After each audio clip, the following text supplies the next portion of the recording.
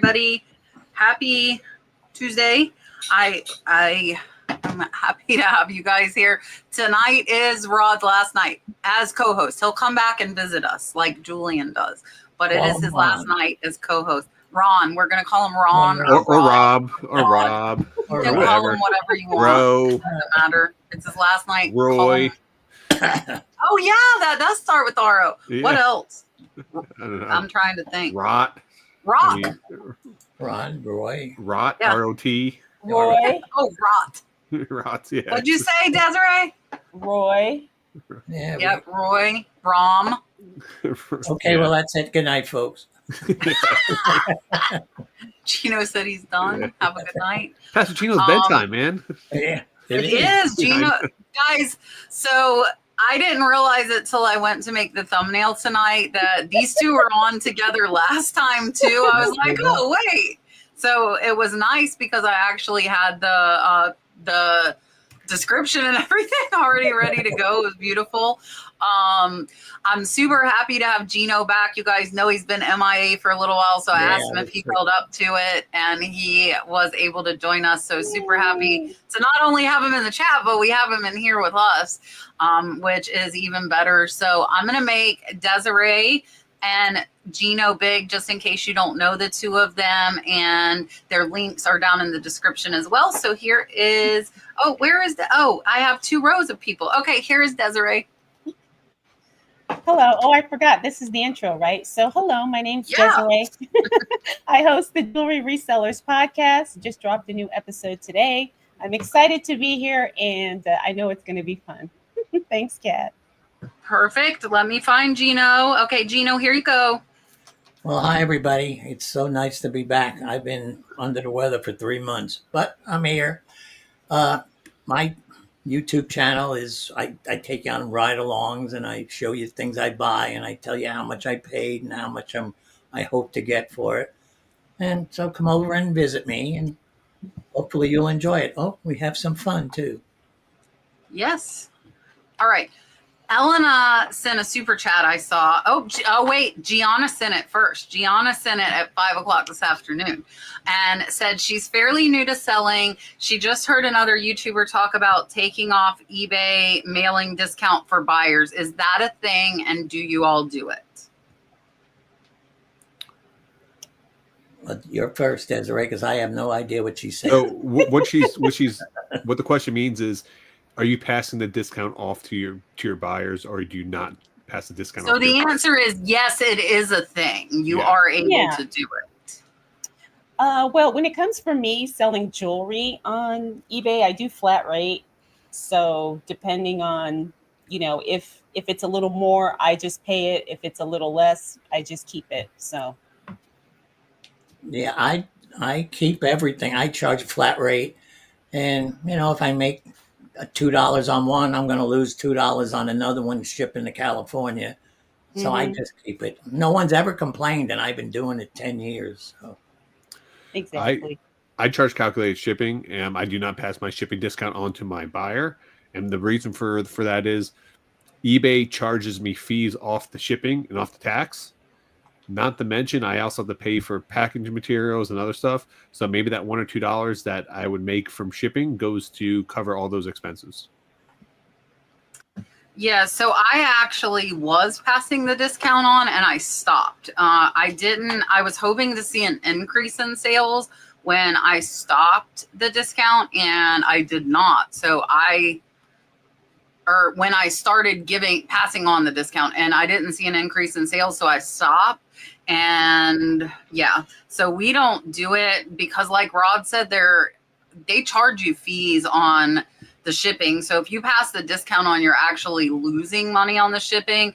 They're paying exactly what you pay, which means you're paying your fees of whatever percent it is. And if you promoted an item, the promoted fees are also charged on shipping, if you do not know that.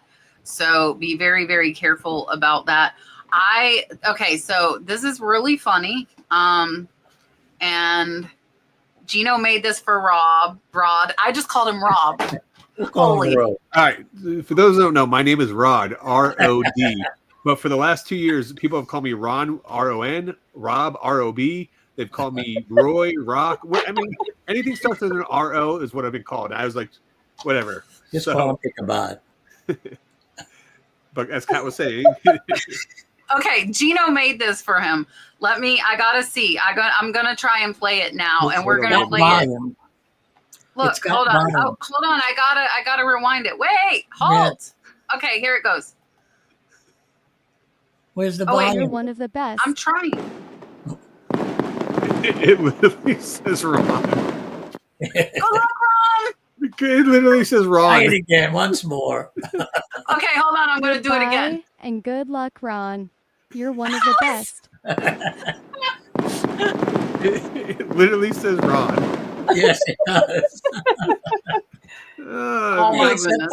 That thought that counts. Talking about going out with a bang. Way to make a lasting impact on people, let me tell you. You know? Just call me Bino. Oh, man, Bino? It's I'm funny. going to call you Bino from now on. That is perfect. Okay. Oh my goodness. Okay. I saw one from Elena too. So I'll play my friend Drew, who normally sends a super chat that wanted my new swimming video, is not feeling good. So I don't know if he's in here tonight. And if you guys can give him your thoughts, he's got a lot going on health-wise. Not going to share his business, but Elena, my good friend, sent a $1.99 super chat. And actually, this is perfect because Elena is who recorded the footage of me swimming. That was used for this. So we're going to add it, make it big. Oh, this is so complicated. Why is it so complicated? Okay, hold on. Okay. So Elena, thank you for the super chat and for recording this. Here we go. Look at all the weight you lost. I did. I made a lot of waves. I tend to do that wherever I go.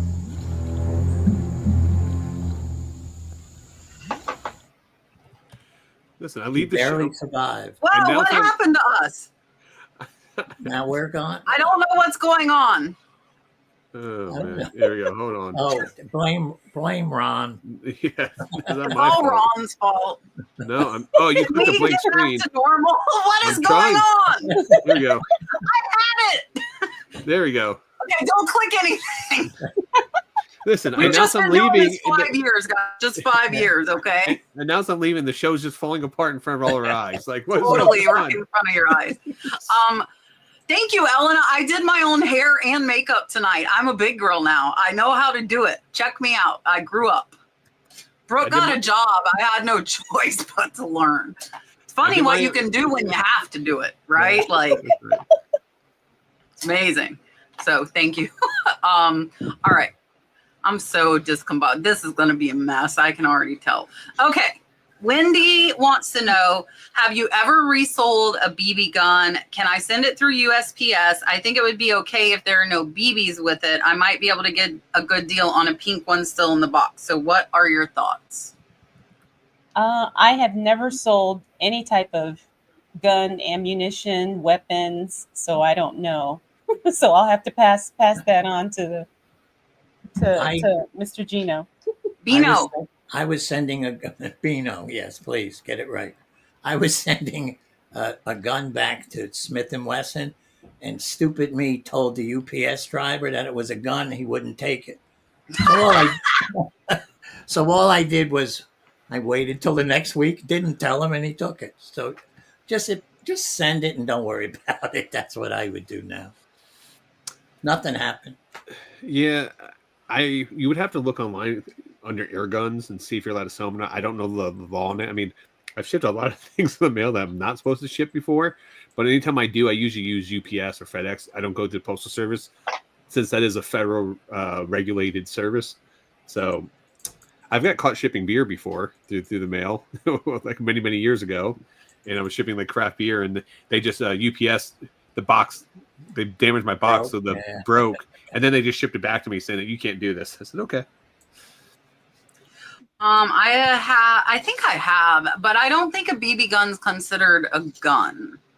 You would have to Google and see the regulations, but I don't think it's considered a BB gun, and I don't think BBs are considered actual ammunition. It says, yes, it is generally legal to ship airsoft guns within the United Yeah, States. that's what I was thinking.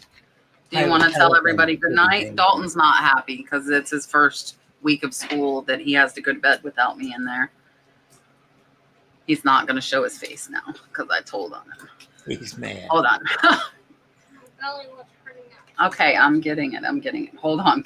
I have to. Whoa. Okay. All right. So, yeah, there's the answer. You can. Navy Mom says, how do you set up shipping with Pirate Ship with an item sold on eBay? Do you add it to your shipping options? I have a thermal printer to print my labels. I've actually never used Pirate Ship with an eBay order, so I don't know. I know there's people that do it, but whenever I sell something on eBay, I just ship it through eBay just because it's easy. I tried Pirate Ship, and then I ended up just shipping through eBay. So, and it's been so long ago, I really don't know the answer. So you can actually link your eBay account to your Pirate Ship account, and then there's one button you can actually click on the little tab in the right top corner. This is import from eBay, and then go down and pick the auctions that you want to actually import, and then you can literally just import your auctions to Pirate Ship. Once you print your labels, it automatically updates your eBay account with the tracking number. So just like you would in regular eBay. Yeah, it's really, really easy. Once you link it, it'll just pull your orders in, and it updates the tracking number for you and everything. So super easy. You forgot what? Oh, yeah. There you are. Oh, is that your drink? Yeah. Okay. Good night. I love you. Oh, kind. Even though he didn't want to show himself.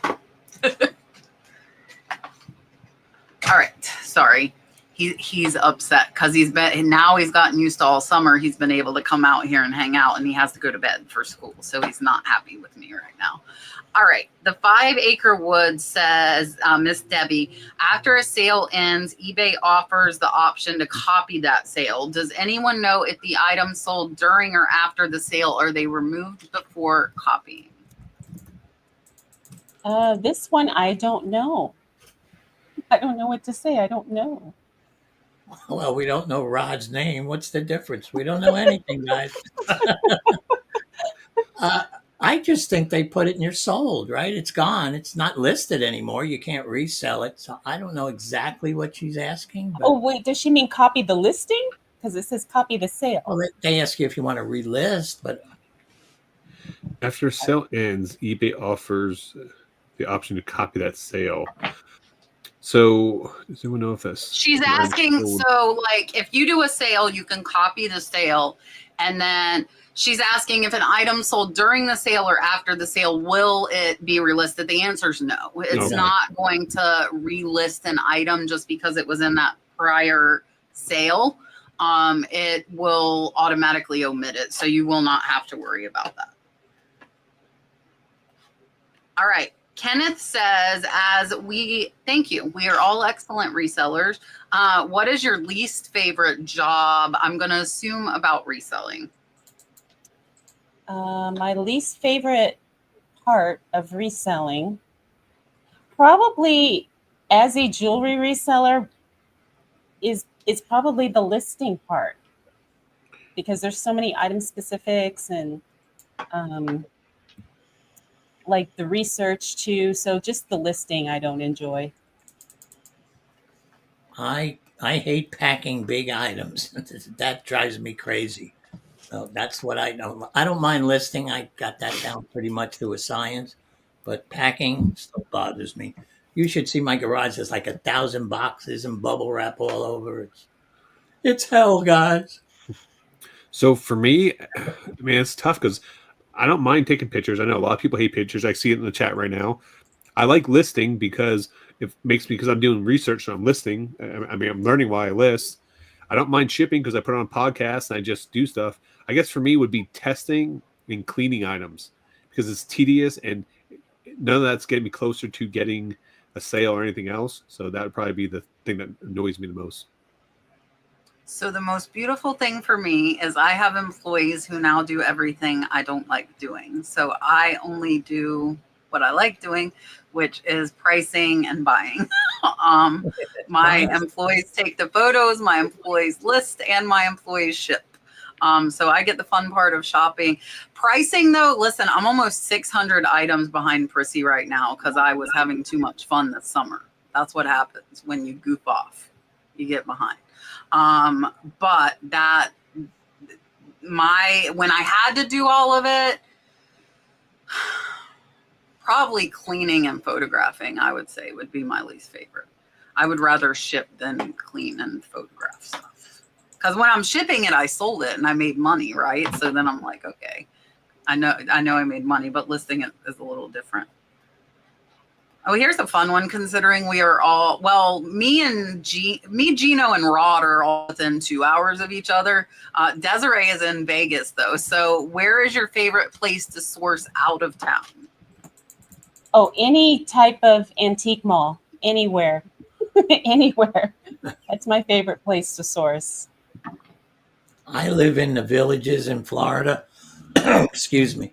And any garage sales, local sales, even when they have community sales, that's where I find the best stuff and I make the most money.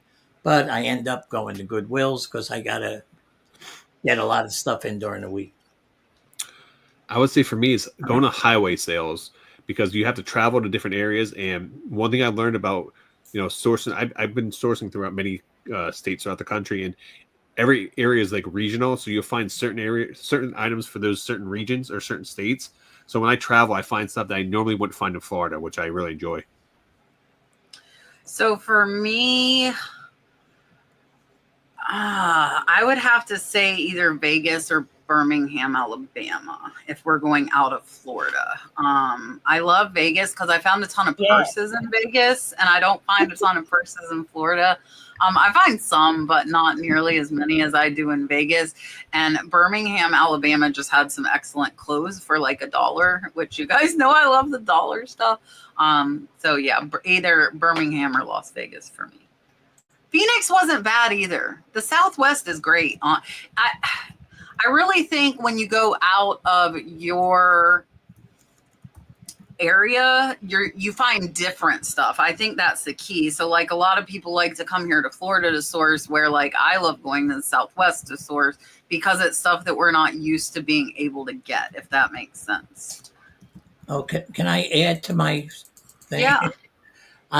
In the villages, and when it's 150,000 people, if you don't know, they don't allow garbage cans. So everything people throw out is just in bags or in boxes. So I go out in my area anyway on Mondays and Thursdays, and I can find golf clubs, golf bags. I found a shower head the other day, and it just sold today for $42, and I found it in the garbage. I thought you were going to be like, it's in that bathroom right there. I almost kept it, but it was a double shower, and I don't have anybody to. It's sad, but nobody to take a double. Oh my gosh, Geno, you're always trying to pick women up on my show. Wait, I got one here. Shameless plug there. Shameless plug is what he's doing right now. Wait, I feel like making love. Oh my gosh. He's so cute, isn't he? I had to pay for him. Last time he had a pickle. Yeah, pickle that yodeled. The yodeling pickle. Yes, the yodeling pickle. I like animated stuff. Listen, if I could pick trash and I wasn't in the sticks, I would pick it, but you don't want what's in the trash around here. Okay. I mean, technically you could pick the trash still, but I mean. Yeah, it's nicer in my area. Trust me, it's not as stinky. I wanted to put these up there. Look, she even called you the right name.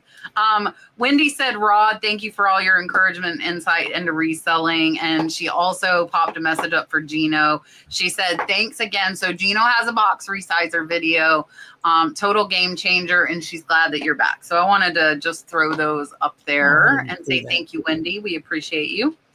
All right. Miss Susan says, it used to be the rage to delist and relist constantly on eBay. I never hear about that strategy anymore. Why? And what strategy replaced it on eBay and others? As far as I know, everyone does sell similar on their own listings. I do. You know, when you end them, at least this is what I know, what I've heard. But I don't do that. I just create brand new listings every time. I don't do delist or sell similar on my own listings. I do. I just did the other day 41 listings. What I do is I search, you can search and on a page.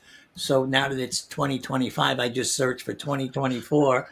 And if they come up, I just hit end listing, end listing, end listing, and then go to end listings and it's sell similar. It seems to work for me. It's not great, but it does work. Every Tuesday night when the show's going on, I'm ending and selling similar throughout the night. So I'm multitasking, Cat multitask as well. But I just do it in Vendu. It's super easy for me to do it, and that's how I do it. Yeah, so I do still delist and relist, not constantly, just because of summer. I kind of got out of the habit, but I did 56 this morning that I ended. So my strategy for ending and relisting is when they are rolling over that day anyways, I will end them if they've been listed longer than 3 months. So at 4 months and more is when I typically do it.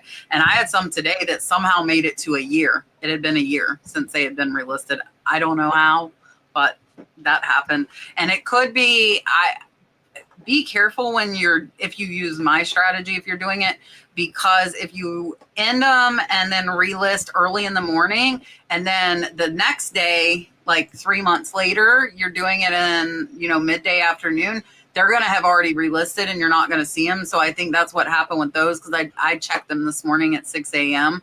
And I might have been checking them at like 9 a.m. and they had already rolled for a whole year now. So now I don't repost them until after like 1 p.m. just so if I'm late checking them, I don't accidentally do it. Kat, why don't you just go from the items that are listed the longest on eBay, search by that, and then just end and resell. Because I have 8,000 items. If I'm hitting them when they're not rolling anyways, I'm going to go over my store allowance. Oh, gotcha. Okay. So I want them when they're going to bump and roll anyways, because if I double them with 8,000, I could potentially go over by 6,000 listing. Gotcha. So, yeah. I want to throw it up. Yeah. We are good. We are adjusting. So Brooke started her job. She's absolutely loving her job. She's doing very well there. And Dalton is bored at school. Doesn't want to go after 2 days. He's done. But I think it's just because they're not doing anything yet. So it's, yesterday's like, we just played all day. So hopefully they'll start doing something soon and he'll be happier with it. All right. Silver Lining wants to know, what are your favorite type of YouTube videos to make? Gosh. I love to do vlogs, but my vlog videos don't do very well. People don't like to watch. That's how it typically goes. So, right? The videos I like to make and the videos that actually get views for me are two very different things. So I really enjoy doing vlog style videos, but like I said, they just don't do very well for me or for my channel. But the videos that I do like are educational videos too. So. What was the question? I'm sorry. What is your favorite type of YouTube video to make? Oh, okay. Geno. I was thinking of what Rod and Rob's name was. I was confused there for a while. I like making when I come up with a skit. I really like it. Like one time I found these shavers, and I said I got to go test them out. I got off screen and back on screen, and I had ketchup and blood just dripping down my face. And it got the most views I had gotten in a long time. I go to my local park, Fenny Grill. Kat knows that place. I do. We had lunch there. Yes, and I have tigers attack me or alien ships land. I like to add stuff like that. So every week in my videos, there's always some animation, and that's what makes me happy. So for me, I like when I can actually plan out a video, and so it has to be something like treasure hunting, but like if I can sit down and put together a story. I'm really big on storytelling. Unfortunately, when I go garage selling and in flea markets and go out there, like I'm treasure hunting, but I can't put together a storyline because I don't know what the story's going to be. Where other YouTube creators can actually sit down, storyboard, and write out how they want to film their videos. Like Kat, when she does her research videos, she can sit down, do all the research first, and knows how she's going to structure it. For me, I don't know how I'm going to structure my videos until I go out and get the footage. So I'm doing everything reversed.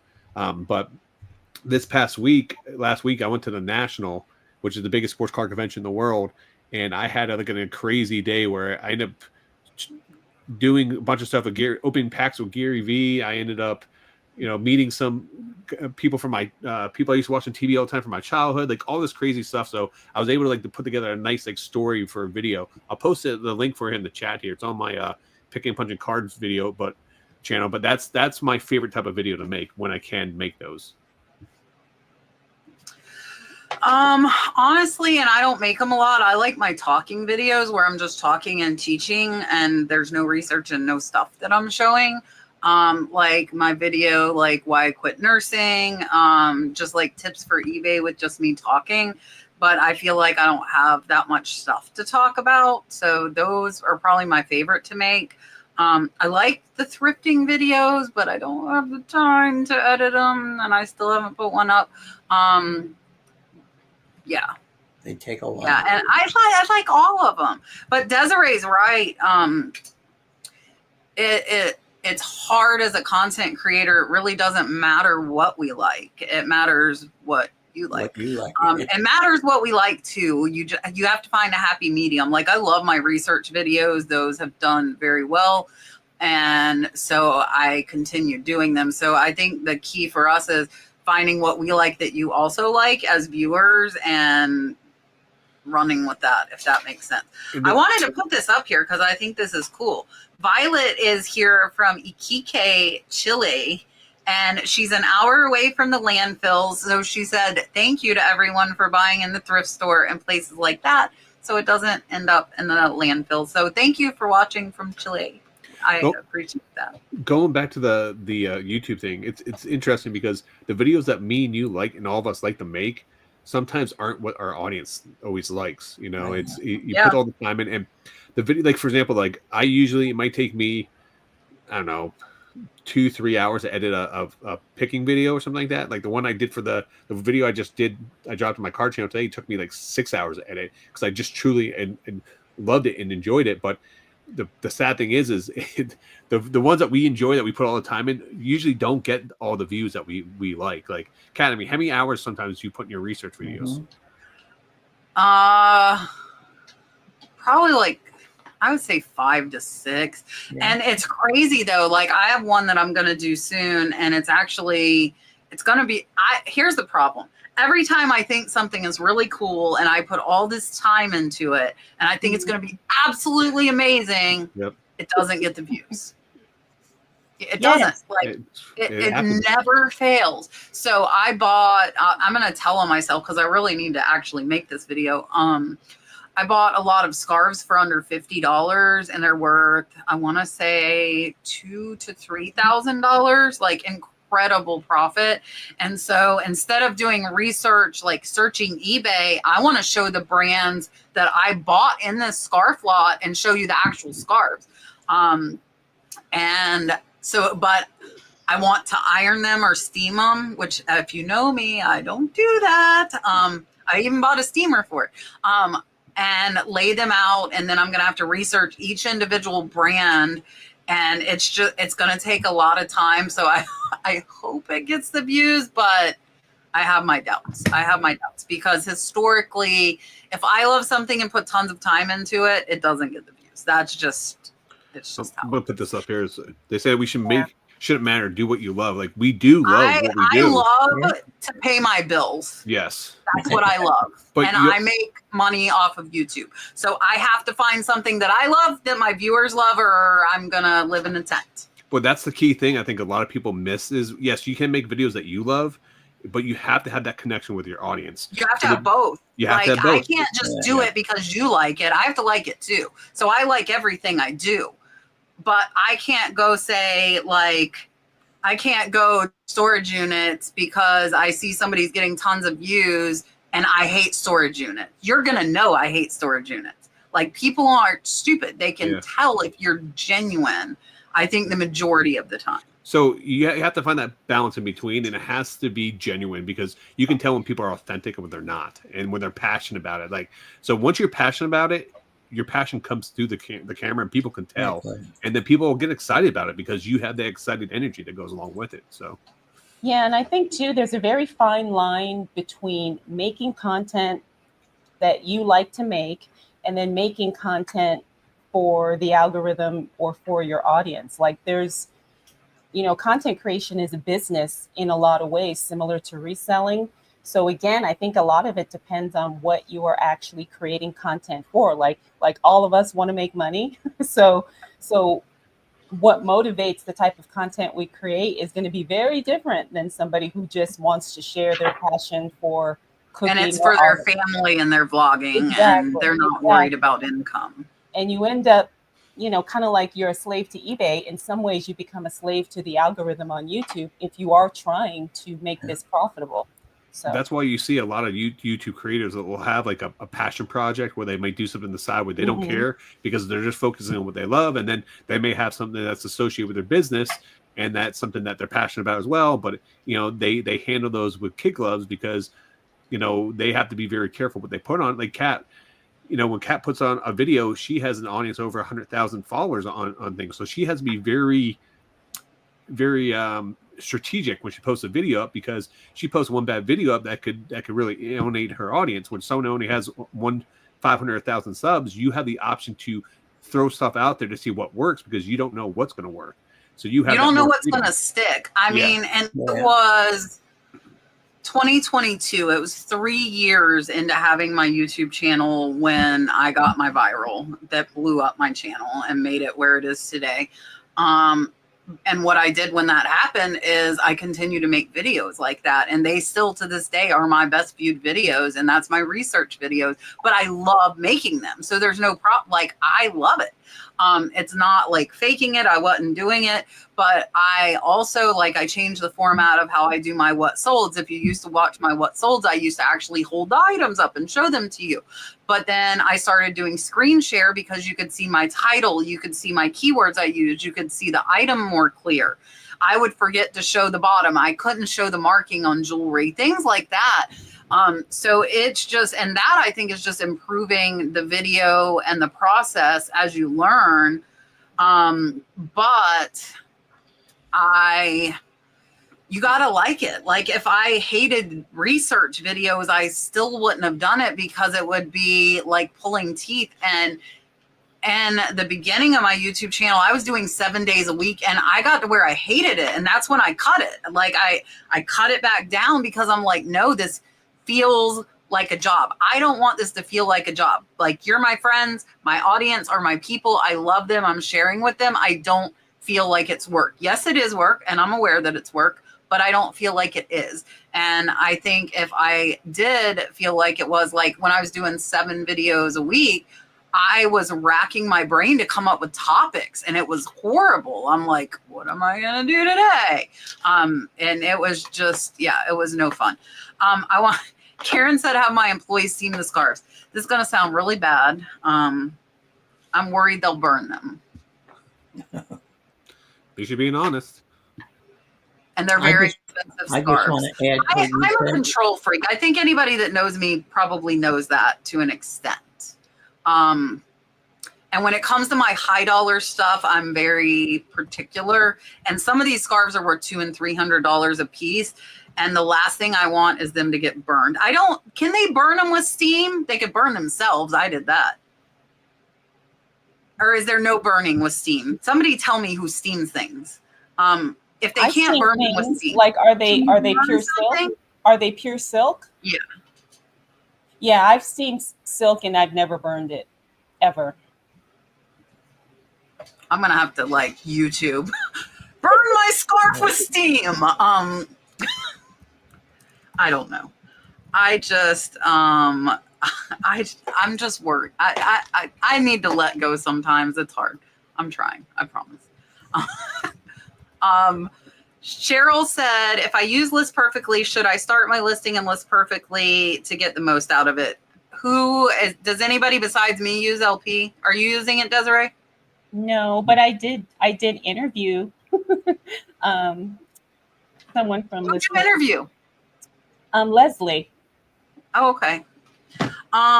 So I say yes, and the reason I say yes is because I use AI. I use List Perfectly's Express Lister, so it's easier to create it in there. It's time saving, and then it's already in the catalog, and then I can copy it out to whichever platforms I want. So in our case, it is eBay, Mercari, Posh, 90% of the time, and occasionally Etsy. But I say yes. And I used to not say that because I used to love doing sell similar on eBay. But now that we use Express Lister, I create it in LP. All right. With the postal rates going up again. Oh, I see your super chats. I'm coming. I'm sorry. I don't know why I yell. I'm sorry. With the postal, I'm excited. Anybody that's watched me long enough knows I do that. Look, Geno knows, and Rod knows too. Yes. Rob. With the postal, Rob. Roy today. Roy. This hour I can be Roy. With the postal rates going up again, will you do anything different pricing items? For me, yes, I do. I do slightly increase my pricing, not a lot, but maybe a few cents or $1, depending on what it is. And nobody complains because nobody really notices. But I mean, I don't go through and reprice everything that's already listed. But going forward, yeah, I may add an extra 50 cents, an extra $1, or something like that. I do. Yeah, I've upped my shipping from $9.95 because I don't do calculated to $10.95. No one's complained, and I'm still getting good money for my items. So they know the price went up. They hear it too. Mm-hmm. The Postal Service, I think, raises the rates 3 times a year. They do a raise every 6 months, and then they also do one for the holiday. So because really twice. Is it? I think they do 3 over. I think they get 2 normal, but then they do a temporary one too. But I guess I don't know. But with that being said, I use calculated shipping because I don't have to go in there and readjust. I can make shipping rules and stuff like that in there, but I just use calculated shipping on my items. I actually am going the opposite, and like Desiree said, she was seeing and pricing them up. I am some items that are kind of borderline on the price. I'm actually putting £1 on my shipping instead of 2. So they pay for the majority of shipping, but not all of it. So I'm actually trying to give them a break on the shipping cost, just because it's so expensive. Where as long as it sells full price, I'm okay. So yeah, and we talk about this all the time. We, as resellers, can't increase the price of something because of what we paid. We have to price it at what the market value is, regardless of what we paid, unless we have the only one. If you have the only one, then do whatever the heck you want. But most of the time, it's not the only one. So yeah, just make sure you comp. Okay, Drew is here. I'm glad you're here, and I hope you're feeling better soon.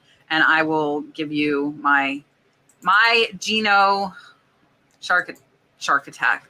Why does it say shark attack? It's an alligator, Geno. I call him Rob, and you're wondering why I say shark attack. Oh my God. Okay, here we go.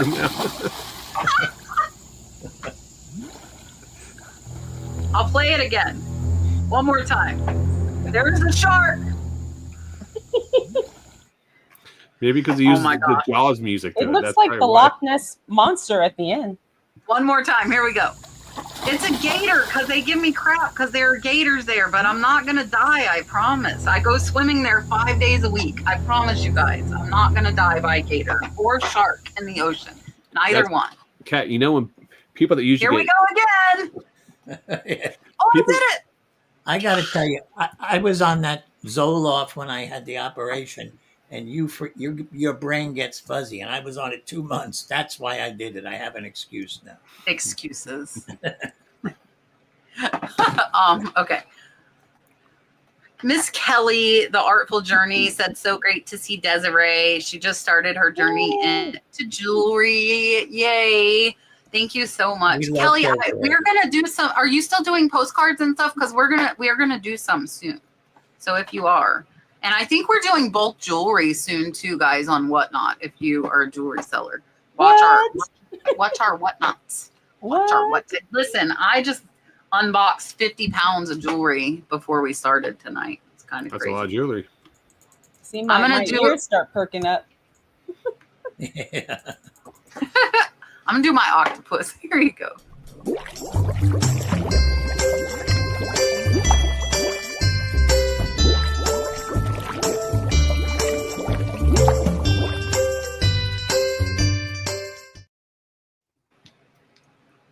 That's my favorite.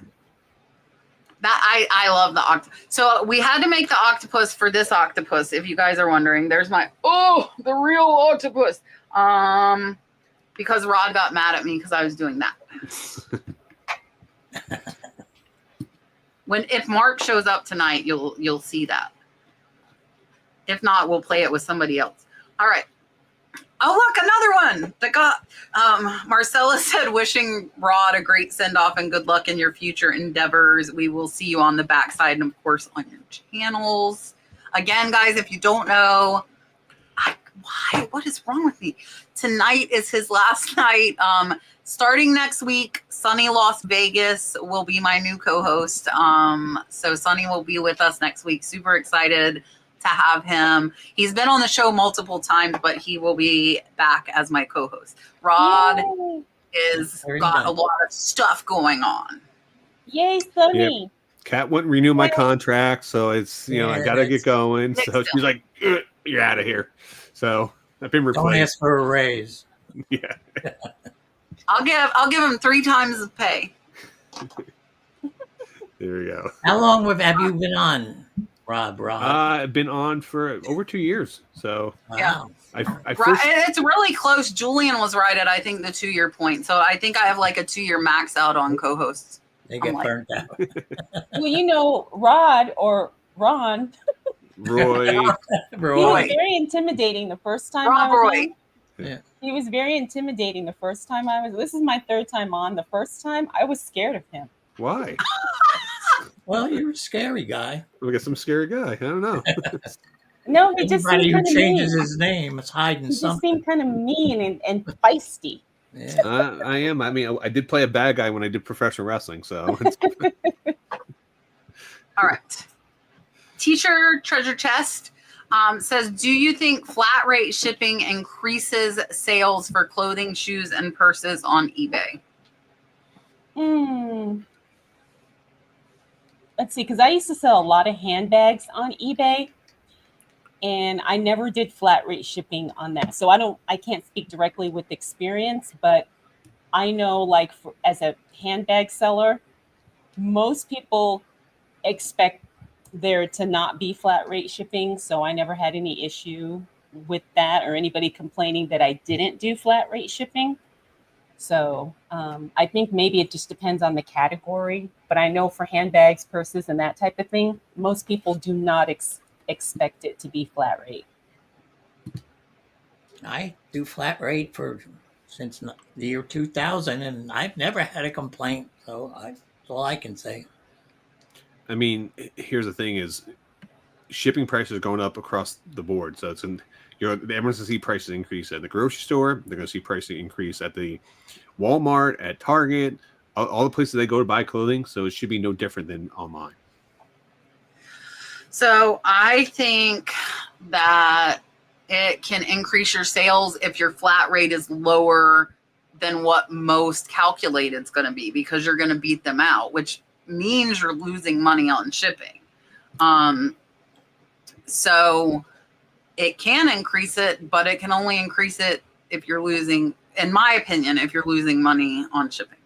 And I mean, it might all even out. It's hard for those of us, like Desiree's in the Southwest. We're here in Florida, like we're in the corner as much as you can be in a corner, unless you're in Oregon or Alaska. it's hard for us to do a flat rate where a lot of people, especially if you're centralized in the country, you could do that because most of it's going to cost the same. Whereas for us, we're talking a $10 and $12 difference on a 2-pound item if it goes to North Carolina for me, or if it goes to Cali, or Oregon or Seattle, wherever. So it's a giant difference. And I'm basically gambling that it's going to be half and half. And most of the time it's not. Most of my stuff goes to West Coast buyers, which means I would be losing money. So yeah.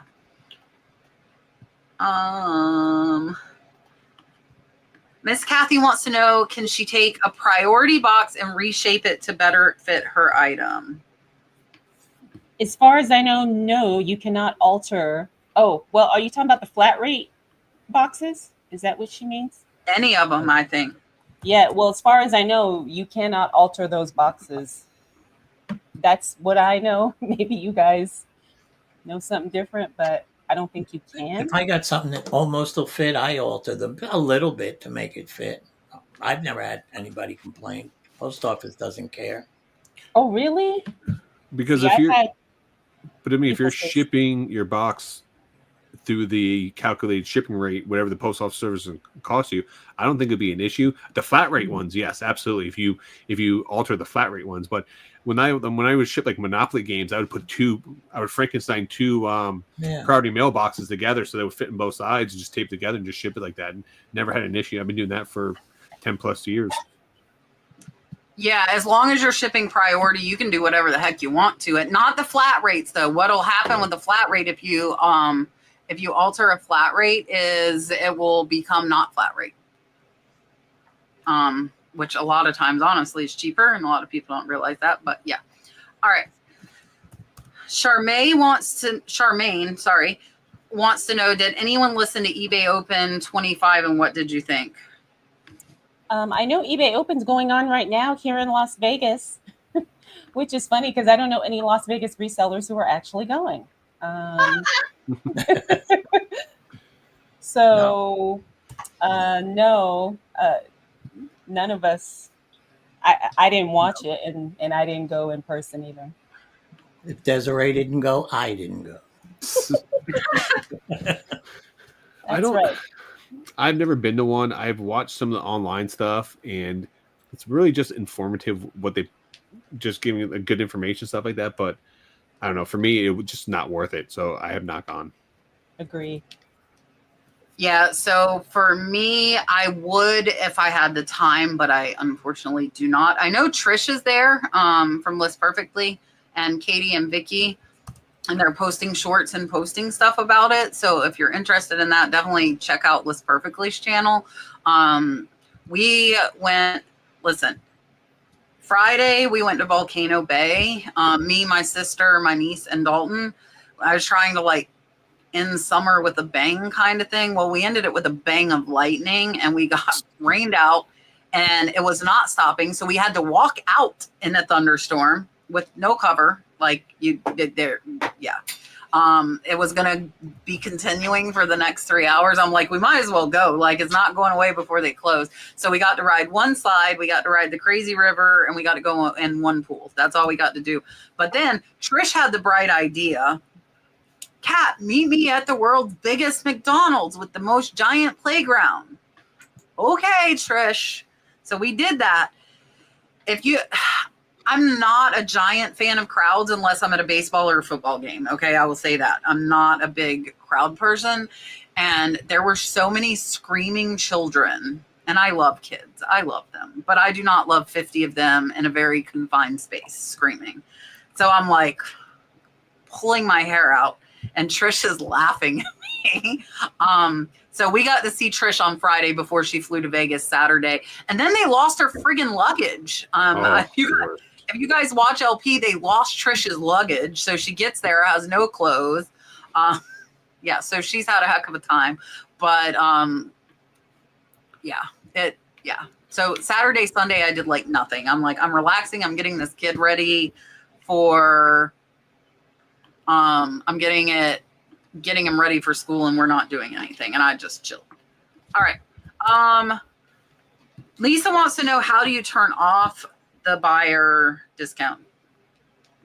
I don't know. How do you turn off a buyer discount? Don't you just have a date and you just set it and it shuts off by itself? That's all I do. I don't bother shutting it off. I'm sure you Oh, you mean can. like in the promotional thing. Got it. I think for the shipping discount, that's referring to passing the shipping discount on to your customer or Oh, that's what yeah. So it's actually in the settings. It's in your account settings. You have to go in there. Oh, yes.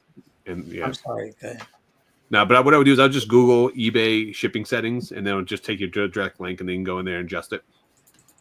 Yeah, I turned mine off. They gave you the option when they first offered it to turn it off. I turned it off. Kat, are you looking? I was looking for more questions to make sure we didn't miss any. That's what I was looking at. So if you have questions, ask questions. We don't have a ton of questions in the bank. I'm scrolling looking for questions. If you're bored, I could play the pickle. Oh my God. Oh, man. I can't shut it off. You can't shut it off. You can't shut off the yodeling. The yodeling pickle. Guess what, ladies? This guy's single, all right? I mean, I know it's hard to believe. Ow, I don't know. It's so hard to believe. I don't know, ladies. Like, this could be all yours. Listen, Rod, you're the only one on this panel that's not single. Very because true. I like bacon love. Yeah. At 70, That's a retire single too. All right.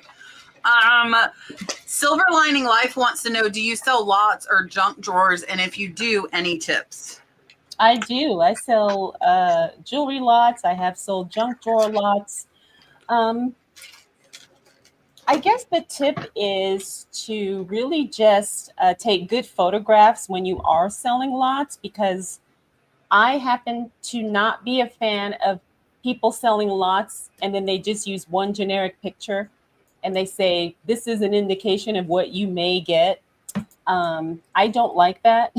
So I try never to do my listings that way. So when you are selling lots, take really good pictures, especially the junk drawer lots, because those can be a lot of fun. And sometimes one item will sell the entire lot. I did this with the junk drawer lot. I had about maybe 50 keychains. And one keychain was a Mr. Potato Head from, I think it was Toy Story. And it was a little wind up, the wind up, and then it bounces on the table. So that was in that lot. And so many people messaged me saying, can I just buy the potato head keychain? Can I just buy the potato head keychain? Like they didn't want to buy the whole entire junk drawer lot. No, you have to take them all. But yeah, so my point being, have really good pictures and then have at least one kind of interesting, eye-catching, standout item that actually could sell the entire lot for you. That's been my experience, and it has worked and served me well. I sell lots, but first of all, I'm a little jealous of my pickle. Now you have Mr. Potato Head rubbing it in. Well, I don't have him. I sold him. I do lots when I have to, like records, good thing to do with lots. I had these little figurines, and I didn't want to list every one. There was about 50 of them. I took pictures of them and listed them as lot. Yeah, lots are good, and you can get rid of your junk a lot too. Yeah. So, yes, I do list lots. Make sure your pictures are very clear. And when I have listed them in the past, I always put some of the good, better items in the middle up front, and make sure that people can see those in there because they want value in those. I always start my junk lots at $1 and just run them an auction. I don't send them up for buy it nows because I just want the purpose of junk lot is just getting rid of stuff, just moving it out and do that.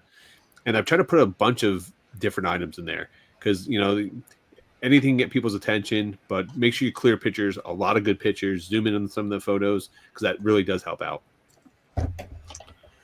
I say, and this sounds so shady, but you really need to strategically photograph. So like Mr. Potato Head being on top, right? Correct. If there's a couple of good things, you want them like front and center in their face. Where just like she did, she put that and it's take it all or take nothing.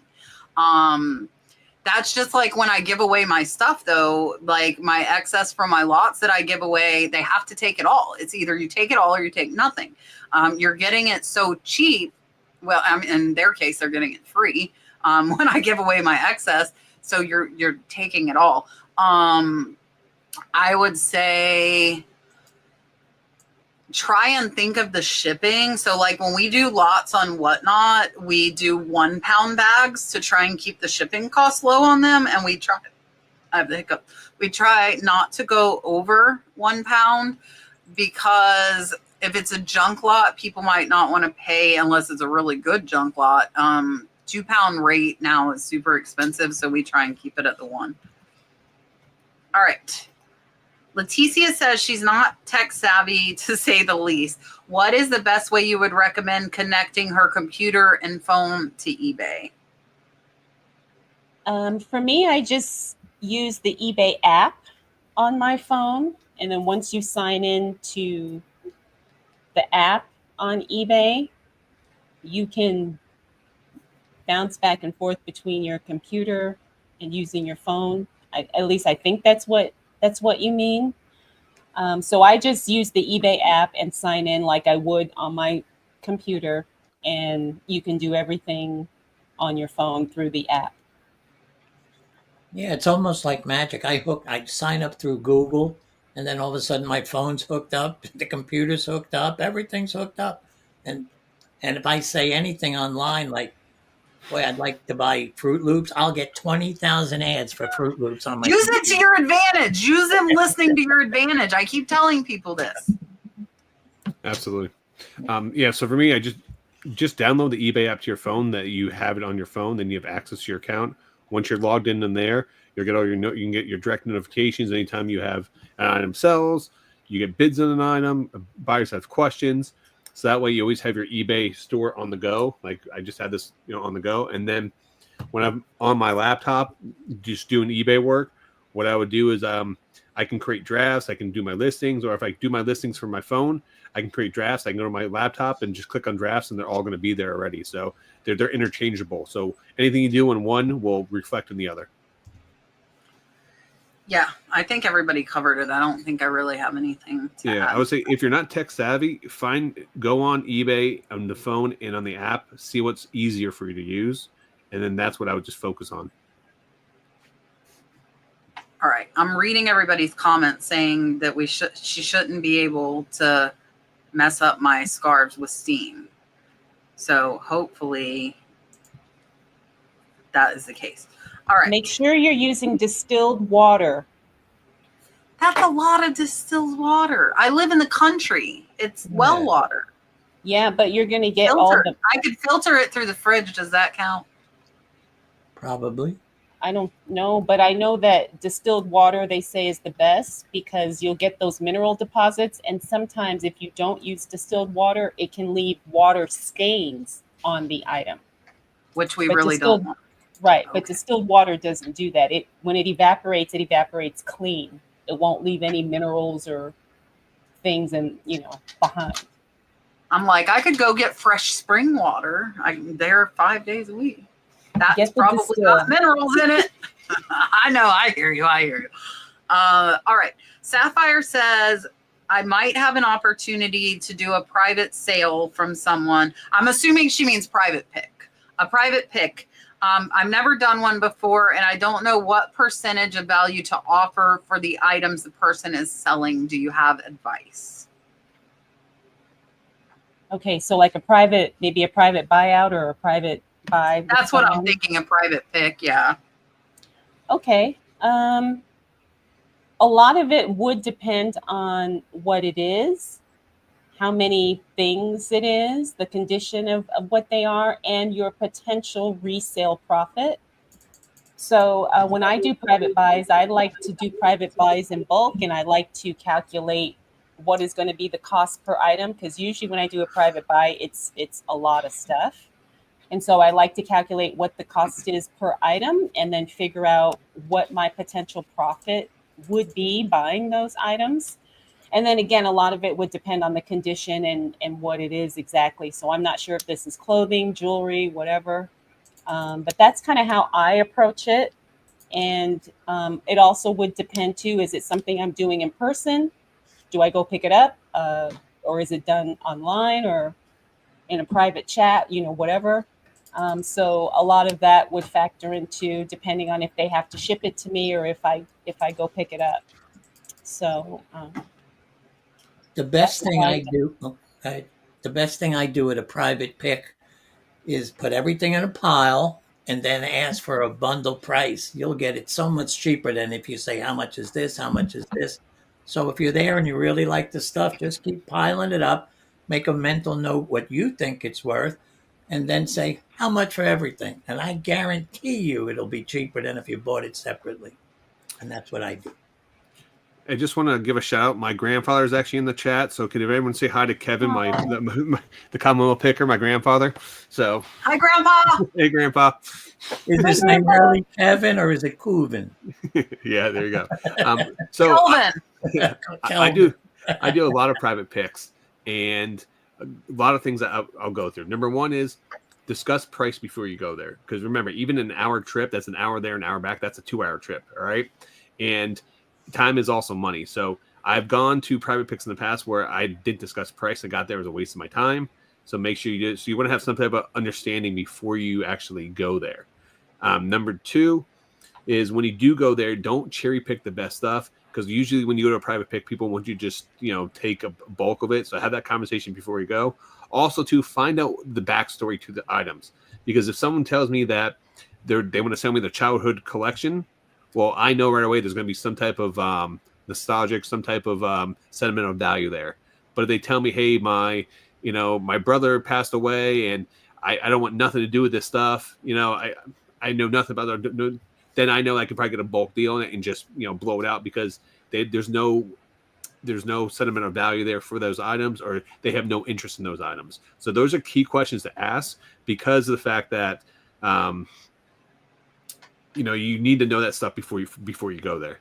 Now, number two is, depending on how fast you can move those items, I'm usually buying at a 20 to 30% rate for the items. If it's something like sometimes sports cards or video games or Pokemon stuff or higher end stuff, I'll pay up for those. But usually if I'm doing just like a bulk general buy, it's going to be around the 20 to 30%, because I need to make those profit margins. And also too, you want to use the 80-20 rule. You should get 80% of your money back and 20% of those items. So you need to, and you need to make sure that you know where to move those items. So when you go there, don't just buy the items because you thought it was a good deal. Have a plan in place. Do not buy items without knowing where you're going to sell them or what your plan is to get rid of them, because the worst thing you do is go there, bring home an entire truckload of stuff, get back to your house, and then realize that, oh, I don't know what I'm going to do with this stuff, or where I'm going to store it. So you have to have a plan in place. Yeah, I wanted to say I'm cheaper than everybody else. I want to be at like 10%. So if I figure I'm going to sell it at $1,000, I want to be at $100. I have employees to pay, and I really try and stay at 10. Now, on the flip side, if it's higher dollar items that I'm making higher dollar profit, I'll go up to 30, 40%. Because especially if they're desirable. That's another thing too that you really want to look at, is how long is this stuff going to take to sell? Is it long tail like vintage linens? Then yes, I want to pay $1 for what I sell for 40. Yep. Because it might sit here for 3 years. So really do that. I agree with kind of gauging them, because if somebody's emotionally attached to that, they're going to want almost eBay price. I guarantee you. If they're emotionally attached, they're going to want what they feel it's worth, which is going to be a lot more than you want to pay. So if I did a private one with one of my mom's friends downsizing into an RV, she wanted the stuff gone. She needed to downsize. She needed it gone. And so then I got it cheap. So yeah. Okay. I'm reading all the hi Grandpa Kevin's. Oh, look, it's 9/11. So Mark's here. All right. Sarah sent $20 for Grandpa Kelvin and said this is for Rod and all the knowledge and time he has given to all of us. Thank you. And we will keep watching your star rise. So because Mark is next, which means Mark is going to get Rod, Sarah, since you called it, I'm giving you Kevin.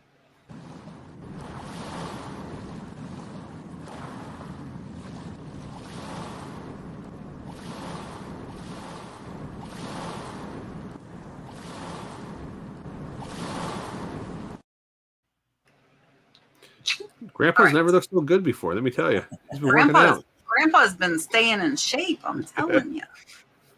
All right. 9/11. My good friend Mark is here.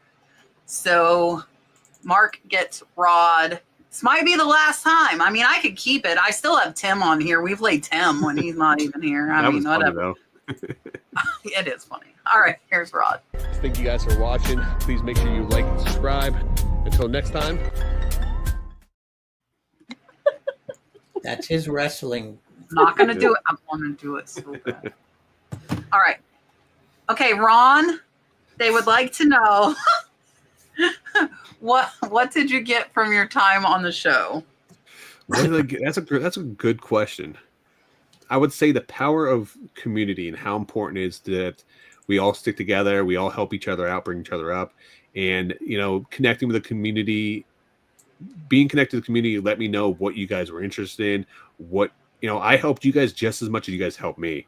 You guys comment on my videos, you guys ask me questions in the chat here, help me become a better reseller. Not only am I helping you guys, but you guys help me become a better reseller, and I appreciate that, and I appreciate each and every one of you guys. All right. Laura wants to know what's up with eBay live selling, you live sellers, which I do not do. The whole eBay live thing has been kind of a personal vendetta for me, because I've actually talked to people at eBay about this, and it's a very frustrating thing that it's not available everywhere in every category to everyone or to anyone. So I don't do eBay live selling. I've applied to do eBay live selling twice, never heard back. So I don't know, I don't know, but I have voiced my opinions with people at eBay corporate about it. And so I guess it's just a wait and see. I know eBay Live on tour is happening right now from now until November. And so if you, I don't have the link, but if you Google eBay Live on tour, you can see where they're stopping, if they're stopping in your city. I think they end in November at Comic-Con. eBay Live is going to be there. So, but that's all I know. I don't use it. I see it pop up on my screen, but I don't buy anything. Usually it's coins, son. I just card sellers too. Like it's a lot of card sellers. Oh, baseball. Rod, who was on with us that said they were approved and doing it? I forget. I actually just had a conversation with eBay Live. So I was at the National. So if you guys do not know, when companies like Whatnot and eBay and a lot of these companies do stuff live and they roll out, they usually go in the collectible category first, and sports cards is one of the categories they always roll stuff out in because it's one of the highest grossing categories.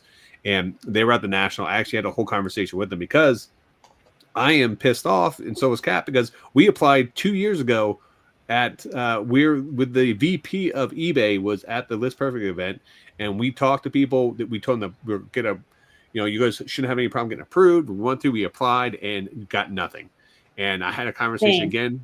I had a conversation again with them in Chicago last week, and they said that they were having a lot of issues with trying to figure out how they're going to roll it out to the overall public. And right now they're being very selective. So they said right now that they actually just launched a new a new questionnaire and stuff like that. So even if you filled it out, you have to go back in now and reapply. So I did that when I was there with the eBay rep. I was supposed to meet with the, I guess the head marketing person that was there at the National, and they weren't available at the time that I was supposed to meet with them. I was supposed to go meet with them next day, and then a bunch of other stuff happened, and we never ended up getting to meet. So I never actually had that conversation with them. So hopefully, maybe come here in the future, but I don't know. We'll see. Until then, just keep doing what you're doing. Yeah, we got asked this. It was just a few weeks ago. It was a female. I can't remember. I don't know if anybody in the chat, because I'm like way up in the chat, but we're like, nobody gets approved, and she's like, I'm approved, and we're like, okay. I've only applied once. I don't know if we're doing good on Whatnot. Honestly, we're doing pretty decent on Whatnot with jewelry. I haven't had time to go on District with jewelry, but Whatnot has been going well for us. So I don't know how they're deciding it. I don't know. What is Bright? Susan wants to know if anybody has tried to sell Bright. Is that jewelry, like Brighton jewelry, maybe? Or is it something else? Maybe. I don't know. Well, if it's Brighton jewelry, yes, I've sold quite a bit. If it's not Brighton jewelry, I don't know what it is. Sellbrite is a listing tool, I guess, that allows you to list on like. Sellbrite. I don't know. I don't know if that's what they're referring to, but let us know in the chat. That's what you're referring to. Yeah. Let us know. Oh, I'm trying to see. I don't know. Yeah, I'm not sure on that, but. Okay, we got another. Perfectly. Oh, I've never heard Sellbrite like list perfectly. I don't know. Yeah, I've never tried it. Yeah, it allows you to sell on Amazon too with Sellbrite, if I'm not mistaken. I don't know. All right. Summer sent a $2 super chat and said her first Whatnot show is tomorrow. Any advice? Yay! Well, congratulations on your first show. It's exciting. Just have fun. Just have fun, and do the best you can. And that's really all I got. For your first show, you don't want to get too overwhelmed. You don't want to get too nervous. Just showing up is like half the battle for your first show. Yeah, and don't expect top dollar. You won't get it. But Kat's been doing this for a while. She probably has a better answer. Rod's been doing it a while. Yeah. Okay. So I would say it's not a reselling platform. Yeah, it's not a reselling platform. It's a social media platform that allows you to resell.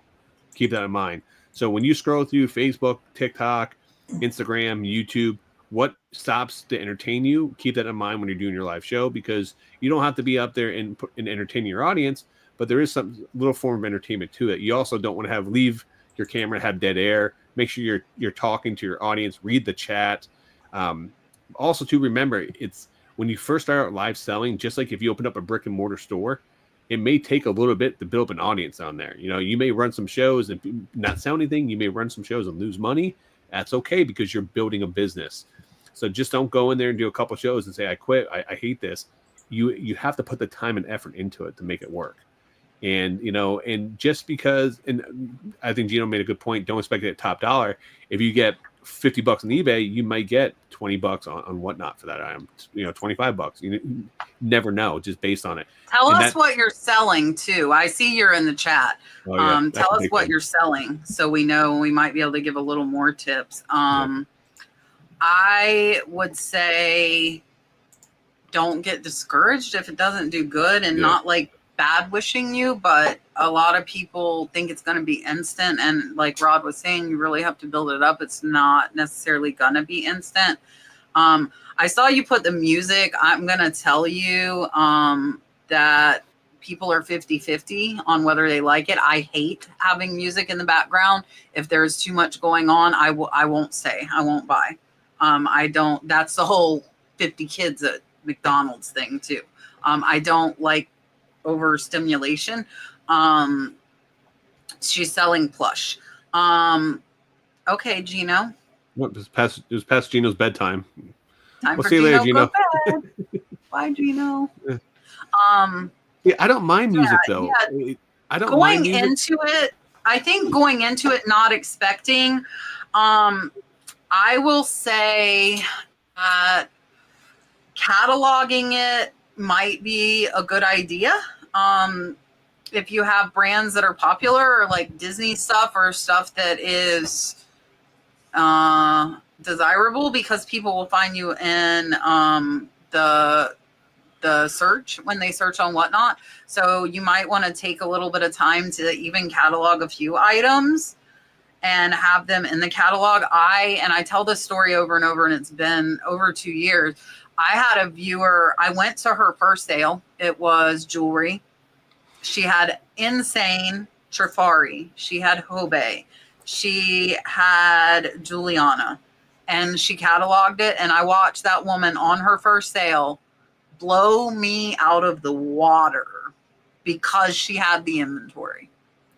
It did not matter that there were 10 people in there. I watched her make $3,000 in 5 minutes. And I was like, holy. But was she getting actual market value She was getting very close. And it was good, rare pieces. That's what I mean. She probably could have got double if she would have listed them maybe on eBay. But she had cataloged it. I didn't comp them, but I mean, it's just showing though that if you catalog and you have desirable stuff, you can make money, whether you have followers or not. Yep. Yeah. I think if you don't catalog though, it's a different story. Well, Kat, in the very beginning, I pre-listed all my items. You pre-listed a lot of your jewelry too in the very beginning, didn't you? When you were doing your shows? Yeah, we did. But I found that paying employees 2 hours to catalog didn't necessarily pay off, and we stopped cataloging. But then also too, but you built your following, so you just go live because people know what to expect already, and that because you were consistent. And I have a following too. So I mean, Shannon's been doing the whatnot sales for me. I haven't done one myself in a long time, but when I go live, I stream to my YouTube and my Facebook, so that gets people in. But I feel like people wouldn't like if I streamed Shannon shows. And if you guys feel different about that, tell me in the chat, please. If you would like me to let Shannon stream her whatnots that are my stuff, let me know, because I will. I just have felt like people come in and be like, where's Kat? And Kat's not there. So let me know what you guys think about that. Streaming onto YouTube will definitely pull people in. Streaming onto Facebook will pull people in. What sucks about that versus district is you can't see the chat on YouTube and Facebook unless you have other screens. And with a following as big as mine, we get all the spammers and I get trash talk. So if I don't have somebody moderating YouTube, it gets a little messy. Also, too, if you're going to stream to YouTube, I know you mentioned about music. Be careful, because if you are monetized, you can get demonetized for that video because you're playing copyrighted music. Yeah, you got to be careful. All right.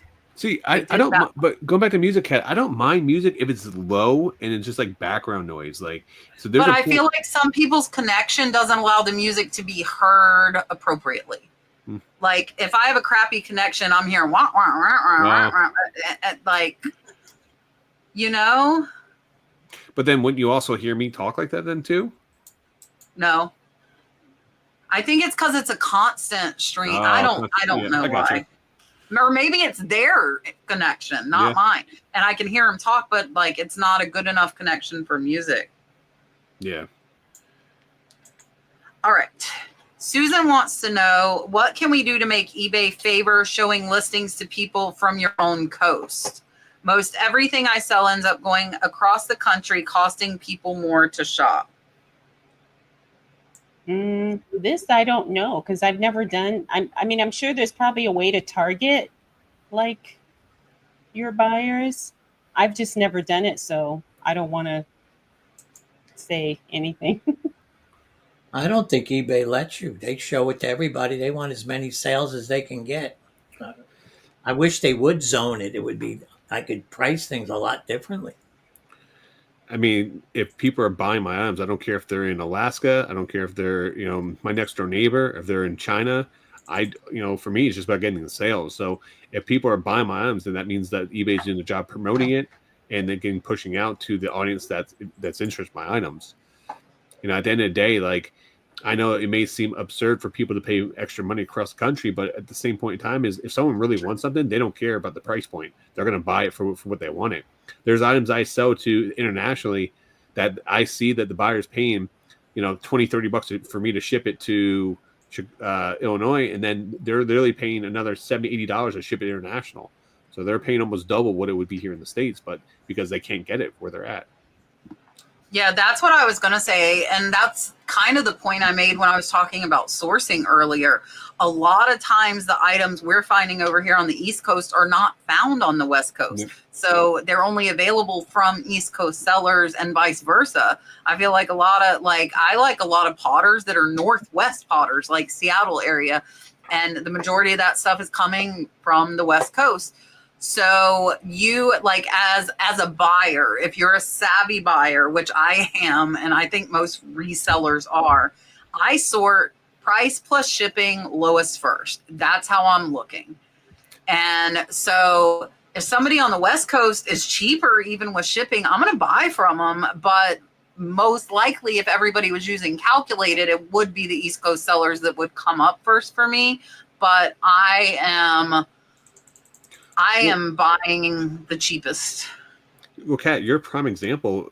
We won't say where it's at, but like you buy your Native American stuff from a certain part of the country. From the Southwest. Yeah, because that's the only place that gets, because it's in that region, it's all over the place. So, you will go on there and buy huge lots and buy tons of stuff because you can't get that stuff locally.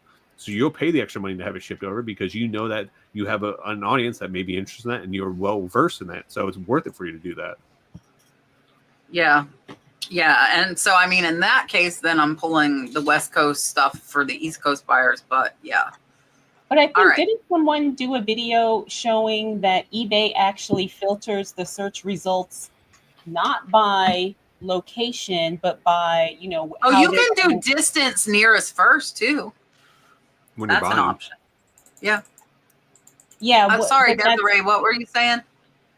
I think I saw a video on this. I want to say it was Rockstar Flipper that did a video where he showed eBay actually sorts and shows certain buyers in certain parts of the country certain listings because it's going to make them more money. Do you guys know what I'm talking about? Yes. Yeah, so what she's talking about is if a buyer on the West Coast wants to can buy an item locally over there, but they have the option to buy that same item on the East Coast, that she's saying that eBay's pushing the East Coast item to those buyers cross country because eBay makes money off the shipping, they make a percentage off the tax, and make a percentage off there. I mean, that would be a smart business move for eBay. I mean, at the end of the day, but it makes me wonder how much money are they missing out if buyers look at that and say it's too expensive for them too. So it's a catch-22, but yeah, that may be true. I mean, that would be a smart, from a business standpoint, filter the search to do that so they make more money because on the shipping and everything else. Yeah. I mean, you've got to factor in too that those of us that promote heavily are going to get bumped to the top too. That's going to come into play as well. Even when you sort shipping lowest first, it will still show me some promoted listings that are not in order. Like, it still throws them out there at me. All right. I want to kind of add to Karen's question. So Karen said, what is a junk drawer? Isn't that just a lot? So I want to add on that I think with this question, we should discuss keywords of listing items. Okay. You mean like how I would list a junk drawer lot? Is that what you mean? Like, well, I'm here. I'll just say, like, so it might not necessarily have come out of a junk drawer, but you're going to put it as a junk drawer because people look for that. That's what I wanted to kind of touch on, right? Like, you're going to call it a junk drawer, but it didn't come out of your junk drawer, right? Like, you bought it. So that do you see what I'm saying? Like, to me, that's like a keyword thing, not necessarily a what is it thing. Oh, I get what you're saying now. Like if someone had a Coca-Cola, somebody might call it Coke, somebody might call it a pop, somebody call it soda. So you're using all three of those in your search. So then no matter what people search, it's going to pop up in the search. So that's what she's like referring to. Yeah, because other keywords as it relates to junk drawer lots are craft lot, scrap lot. Yep. I'm trying to think of some other ones I've seen, but those are the ones I've seen. And junk drawer lots, sometimes it's not anything that you would actually find in a junk drawer. It might be old cameras, it might be fabric scraps, it could be anything random. Oh, that's the other thing. I've seen them called random item lots. Yep. So you could use all of those keywords, but I know one of the most popular is junk drawer lot. So I would definitely throw that in there if that's what you're considering doing. Yeah, I don't know how junk drawer lot would make anybody look. You have to specify at least some of the items that are in there, like Mr. Potato Head keychain or something like that, or Mr. Yodeling Pickle. But you have to list. I mean, I don't know what junk drawer lot would get you. Who would go? Who would be searching? People look People love it. because a true junk lot could really have treasures in it. If you go into an estate, you don't know what the heck they're throwing in that junk drawer. I have bought literal junk drawers from estates that have antique pocket watches thrown in them. Like, so junk drawer is something, if I was really buying on eBay, like I would search it. But now I think it's probably an overused keyword at this point. But true junk drawer lots can have some amazing things. And I think that's why it made that keyword popular. I think also, too, is that's very common. It's a common term for people to use because you walk into almost anyone's house. They have one drawer. They put all the miscellaneous stuff in. You know, it could be pens, jewelry, little tools, all kind of stuff they have laying around the house. Like everyone has that one little spot in their house. They just throw stuff in there. So it's just more of a common term that people are familiar with. But I would say anytime I've sold a junk lot, I do use both of them. Like just like you said there, Geno, I would add like junk lot and I'll put like jewelry. I'll say like rings or put watches, or I'll add other items that might be in the junk lot. Yeah, more defining keyword. Yeah. So you're just adding a couple of different things, but junk lot is the actual term. There may even, I think if I'm not mistaken, I think at one point in time they may even had a junk lot category on eBay. And that comes back to the whole strategic photographing along with keywords, because like you can put grandpa junk lot. That I guarantee if you search that on eBay right now, it's gonna hit pretty good. Junk drawer is another one too, Kat. Yeah, like people want treasures. They want to think that, and I guarantee you know what? One big thing, and I feel like the majority of people lie. You guys can tell me if you agree. And something I see put a lot is unsearched. And untested. Yeah. It's not tested, but I sure as hell look for some marks. Yeah, you'll see that a lot too. Untested, unsearched. Yeah. So there's 5,800 junk drawer lots currently listed on eBay right now. How many sold? How many sold? Good question. Let me look. I need to know this. What is the sell-through rate? So there's 5,800 listed and there's 6,200 sold. So the junk drawer lot category actually has a higher over 100% sell-through rate. So, but because I will tell you the reason though why, because a lot of junk drawers, it's a category that you will commonly see that's run as an auction on eBay. Yeah. So keep that in mind because they're running as an auction. So what I would recommend you guys do, you guys are interested in junk drawers, I would highly recommend going eBay, search sold listings for junk drawer lots, and just take a look at the thing. Take a look at how people organize it. What's in it. Yep. How they do their photos. I mean, some of these photos are phenomenal. Some of these photos are just trash. And they're just, the box is just piled up with stuff. But people like the mystery. They like the, that's the reason why I don't tell people I'm a reseller. I tell them I'm a modern day treasure hunter because I go to garage sales, flea markets. So I like digging through those boxes. I like to go through that. So if people can get these boxes for cheap, it's worth for them spending $10-$20 just for the fun of going through this. Yeah. Yeah. And I mean, like, I'm looking at them if they're on an estate auction. There are some companies that I do believe they don't look through it because I think they're too lazy. I'm not going to name names, but I know ones that are, and they're like, I'm not dealing with this junk. And I'm like, oh, that's not junk. When I look through their pictures, and I've got some of my best things from lots exactly like that. So if I would recommend, if you find an estate, again, I'm not sharing mine with you.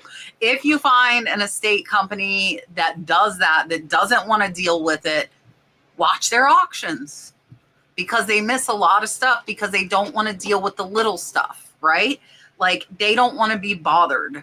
And in those lots is a lot of money, a lot. That's just like, I will tell you, and I'm not going to tell you where I got the scarves.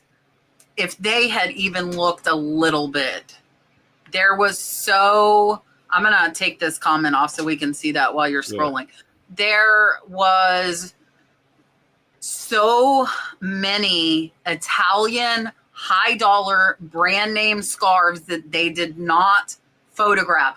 I bought the scarves because I saw a big lot of scarves. They were colorful. I thought I could do a whatnot with them. They got here. I start looking and I'm like, holy crap. I just got $2,000 worth of scarves for $50. And you know what? That same auction, because it is one of my favorites, had scarves again last week or the week before, and I bought them again for even cheaper. Now, this time they weren't as great as the first, but there still were at least 20 worth over $30, $600 worth of scarves for 20 bucks, not counting what I pulled for whatnot that are probably worth $20 to $40 a piece. I will say, guys, through showing you guys, this is a very interesting category to go through. This is a rabbit hole that you guys go down. You can be here for an hour or two. But I mean, like, look at the picture. Some of these pictures, like that picture looks good. The one that sold for $107. Click on it. Just click on it. And but look at their title, like huge junk clock drawer, action figures, political, broken knives, Hot Wheels, and then can you see the photo? I'll see original listing. But yeah, I mean, look how they did their photo. That's a great photo. It to the other one. I think you got to click the share this page thing. Oh wait, you can't see it? No, we can't see it. You got to click this. See this page. Oh, it's in the top somewhere. In the top. Hold on, let me go back to it 1 second. Where's it? Oh, it opened up a different. Oh, I see. It opened up a different window. That's why. Bear with me. I gotta go back to the stream. Where is it? I stop this one, and then I have to bring the other one up. And there it is. Okay, so there you go. Like, that's a great photo, but look at their title. Huge vintage junk lock drawer. Action figures, political, broken knives, Hot Wheels, plus. But this main photo, they put a little bit of everything. You see the buttons over there. You see the globe, Pez machine, like tons of stuff in there. And I mean, I could see that stuff thrown in a junk drawer. Yep. I really could. So, but I mean, they took a really good, they presented it very well. And that thing sold for $107. Like, $107 for that at auction, 32 bids. So, but look at their title. They added a lot of keywords to those and stuff. If you look back some of the other guys, ones, you could collect stuff like this that really isn't worth listing, put it in a little box, and make it a junk drawer lot. I don't want to do that, but you could do that. I'm actually going to run some junk drawers now. Like, I'm like literally just motivating myself to just grab a bunch of random crap and just throw it down and just start at $1 and let it fly. See what happens. It's a great way to offload a bunch of stuff you just don't want to deal with, like Kat said. We things where we buy out collections or buy out a box or just acquire all kind of random stuff, and then you just throw it aside because it's not worth listing on eBay. And then you look down and you're like, oh, what am I going to do with all this stuff? Like, throw it in a junk lot and just move it. I wanted to throw Susan's comment up here. She said, I went to a house clean out sale. The guy said, just fill your car up for $100. Buddy, you don't know how much I can fit in my car. Kat would have showed up. Kat would be like, hey, I'll be back in 30 minutes. She would have pulled up with a U-Haul and she'd be like, all right, I'll take it off. This is my car. Yeah. Okay. I would do that. I'd be like, how much for a truck? I wouldn't specify what kind of truck. I'd just be like, how much for a truck? And then I'd come back with you all right. Silver Lining Life says her last question. What do you know you shouldn't buy, but you can't stop buying it? That's fun. I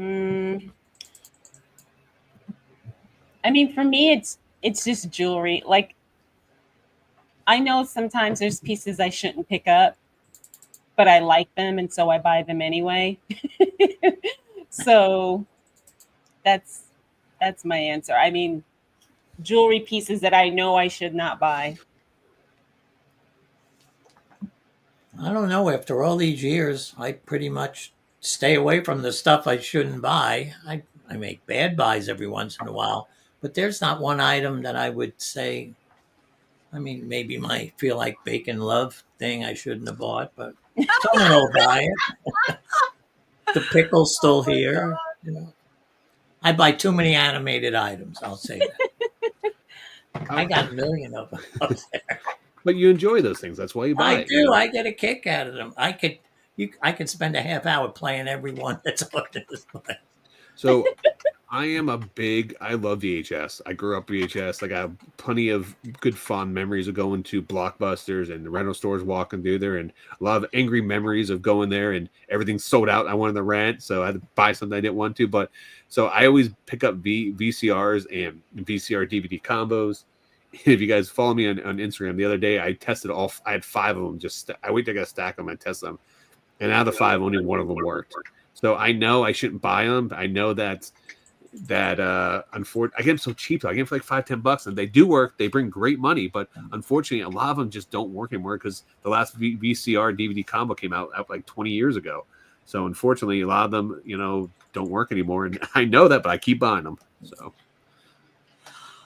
all right, I want to see. I'm going to go to live comments. I want to see if you guys know what mine is. If you watch me enough, you know what mine is. What do you guys think that mine is that I shouldn't buy, but I keep buying?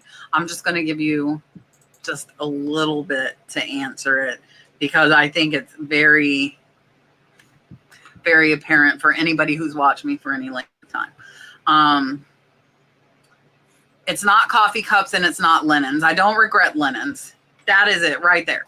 I cannot stop buying the dang Tervis cups. Like, you love those things. Like, why are you so addicted to those, Kat? I don't know. And the fact is, the headquarter was in Florida, wasn't it? Close to us. I went to Tervis in Key West and spent so much money, guys. Yeah. I like them for me too. It's Tervis. I shouldn't stop buying linens. Linens are very, very profitable for me. It is Tervis. It is Tervis. I have the space to hold linens. I have so many tumblers. It's not even funny, guys. It's not even funny. And lately I've started a Yeti obsession, which is very expensive, let me tell you. Yeti coolers. You have Stanley's too? Yeti. No, like this one. I don't know if I should show what it actually says on there, but like ones like these. This is like a wannabe Stanley one that I got at Bike Week. Turtles, like if I see cups with turtles, I don't know. Yes, with any sea stuff, like the stuff that's here. I cannot not pick it up. But mainly it's Tervis. I have been pretty good about, like, I only get them if there's 2 or 3 and I can lot them up and I can make money, but I am horrible about Tervis. Bad. And I like the Stanley and these ones better. Like the Tervis don't keep them cold really compared to the stainless.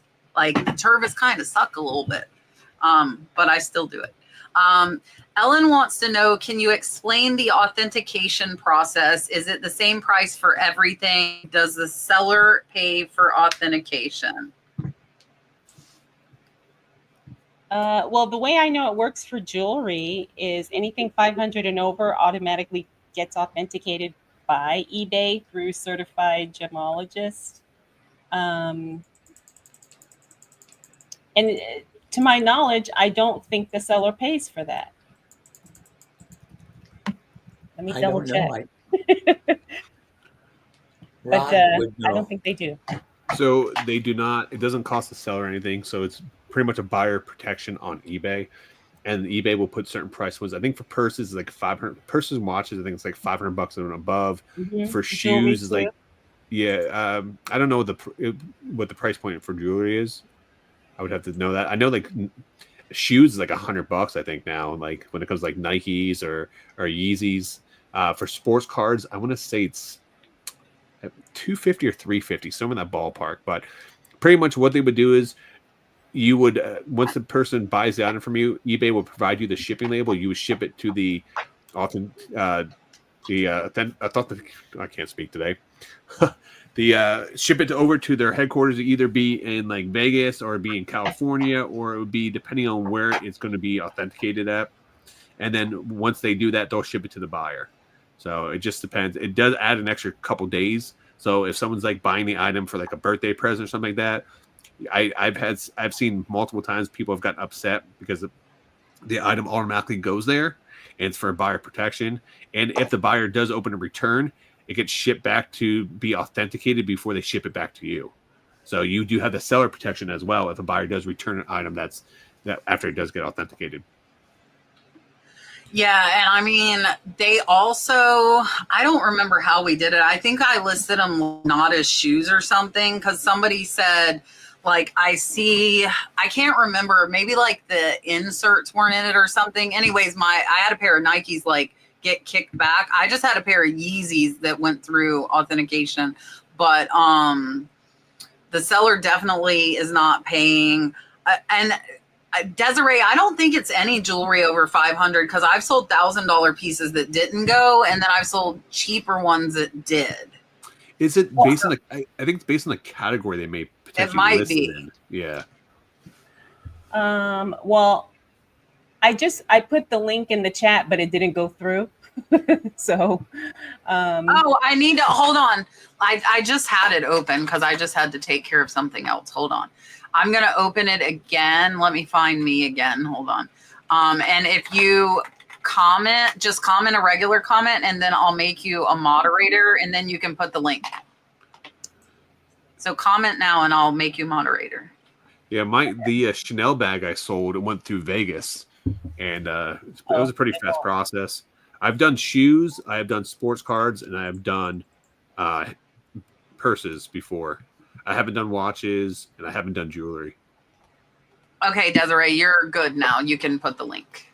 Okay. So it does say eligible items that have the authenticity guarantee check mark will go through the authentication process. Yeah. So I guess eBay, like Kat said, will only do that for certain types of jewelry pieces, certain types of...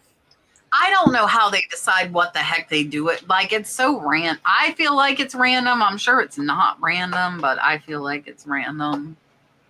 I think it's keywords in your listing will do it. Like, for example, if you're listing shoes up, if you put Nike or Yeezys in, that's a keyword that they're automatically going to add it there if it's over $100. So I just think it really comes down to certain keywords that you do use. But I could be wrong. The other thing too, because I know a lot of people get confused with this as it relates to jewelry, authentication is not an appraisal. So if your jewelry piece is being authenticated, that is not actually appraising the jewelry. It's just basically verifying that it's real. Yeah, it's just basically verifying that the jewelry is what you claim it is in your listing. It's not considered an actual appraisal of the piece. Yeah. So with that being said, if you have like a jewelry in a box, shoes in a box, certain sports cards in a PSA slab, something like that, if there's any flaws in it, make sure that, like, for example, if you had a box of Nike shoes and that box has a crease on it and the shoes could be brand new, but you didn't list in your description that box has a crease in it, they can deny it and kick it back to you because of that. So it has to be precise what the item is. Any type of errors, you have to make sure it's in there listed. All right, let's see. Susan wants to know, does anyone still have a junk pile, aka a death pile? And if you do, what is your strategy for going through it? No, I don't have a death pile. I don't either. I list everything I buy that day. See, listen, no one likes show-offs, all right? No one likes you guys coming on here showing. Yeah, I have a death pile that's a mountain high. So unfortunately, I've stopped. So I've actually stopped sourcing this summer because I have so much stuff to go through. And, I only go sourcing if I need to get video footage now to go, yard sales, and I'll go out and get more. I'll buy more stuff then and I'll list those items right away. I would say, when you do have a death pile or a big junk pile or a money pile, as some would call it, what I would do is I would go through, because depending how long that stuff has sat there, or if it's something you don't want to list, I would either do the reversing. Instead of listing all the items that some people go in there and just pick out the best items and list them right away. I've done a different approach recently to my death pile and actually felt so much better, because the purpose of getting rid of I'm going to get rid of my death pile as much as possible. I went through, instead of picking out the most expensive items to list, I picked out all the items I didn't want to list. And then I put a giant pile on them. I either sold it off, or B, I took it and just donated it and just get rid of it, because freeing up that space gave me so much more peace of mind to focus and dig through those better items. So now when I went back the second time, I looked at my death pile and I was able to pick out those good items to list right away and get those up there. So you have to have a system in place. And I would say is the object is to almost doing a fresh restart, do a garage sale, blow it out, and then start fresh, because I think we can all officially say what we picked and sold the last couple of years is going to be completely different than what we do now. And having a fresh start, you would do your business. You probably run your business completely different than you have in the past. And peace of mind sometimes goes a long way. Yeah. So I have a small death pile that I paid for, which has all come in within the last week, because my employees list 100 to 200 a week. So I need to have somewhat of a death pile. But death pile that I did not pay for, my whole friggin' barn is full of 2 house cleanouts still right now. I did not pay for it. I did pay for labor and I did pay for U-Haul. And I do want to show you guys, since they're sitting there, I see the corner of them. Those 2 tables sold on Etsy this morning for $999, my friends. And I paid $20. That was a dollar sale. How would you plan on shipping those? I'm going to put them in a box. Okay. I gotta find a box, but I think told me. I think they'll go in 2 boxes. And my U-Haul, I went because we sold a mid-century modern side table for $500 last week. So I've actually been selling side tables pretty decent. And the boxes were like $26 at U-Haul, so I'll probably get 2 boxes for those. All right, let's see. Has anyone tried posted photos to their favorite YouTuber in the community link? Is that a new feature that's available? Is that something new? Because normally you can't. So now they open it up where you can have almost like a Facebook feed where people can go in there and post pictures and stuff like that, but you have to turn it on, Kat. So if you actually go to, I think you do from I'm scared to let people post whatever they want on my community feed. It's almost having your own Discord or having like your own little chat area, kind of like just like your Facebook page where you have your Cat Facebook page, and then people can go in there and make posts and stuff like that, and your comment on your stuff. But yeah, and from what I remember reading, it's only available on the mobile app right now. It's not available on the desktop version yet. Okay, that's good to know. Mm-hmm. All right, LJ, why does your name look so funny now? GF7ZF LJ. Buy it now sales have always been on District and Knickknacks. It's easy to list on there. They've always been there. It's just, in my experience, and I'll let Desiree talk too, because Desiree's on District too.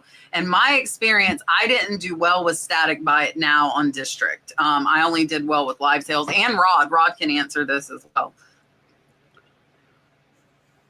Yeah, I've been doing, I've listed buy it now items, but I've never sold any on District in any of the communities that I sell in. But I have no problem in the live shows. But yeah, the buy it now listings just don't seem to do anything, at least not for me either. And I've been doing them since the very beginning, like Kat said. You also have to remember how many users are on these. I mean, even though they're small marketplaces, and for example, like Didbit may have 14,000 users on there, 15,000 users. Knickknacks may have 40,000 users on there. In the big scheme of things, that's not a lot of people compared to like eBay, where eBay has 130 million users on there. And just think, like, if you may sell 5 or 10 items a day on eBay, and there's 130 million users on there, that's the reason why the live aspect of those marketplaces is so important, because when you do go live on those, you have a really niche down market that's focused on those items that you're selling, and then people are live, they're impulse buying. People are buying to resell, buying good deals. So that's why live selling is so important on there. So over time, I can see it getting better as those marketplaces grow. You know what? I like to use District to, if I have a viewer or someone contacts me on like an Instagram post, or if I show something in a video, or if I post a picture on Facebook, if someone's like, oh man, I want to buy that, I'll make a static listing on the marketplace. here, here's a direct link for them to buy it. And then, they don't have to worry about it's a safe, secure website for them to go to, and they don't have to worry about money through PayPal or Venmo or anything else. So it's just a safe for the buyer, safe for the seller as well. All right. Lucas wants to know, when you do a bulk buy, do you still list the stuff that's not worth a lot of money, or how do you sell it or give it away? Yeah, that's kind of one of the benefits of doing a bulk buy is you get everything, and then you turn around and make those things you don't want, put them in a junk drawer lot, or some other fun way to get rid of them. But that's what I do. I either add it to a craft lot or a junk jewelry lot. If it's jewelry, that's usually what it is for me. Depending on what it is, I may give it away, like as a bonus to maybe something I'm selling, or maybe a giveaway on Whatnot or something like that. So yeah, I always find a way to repurpose the stuff that's not sellable. Either it goes in a junk lot, or I use it as a giveaway. I mean, if it's something worth giving away, something that's not total trash. I have a garage sale once a year, and that's where I get rid of the stuff that I don't think is worth my time to list.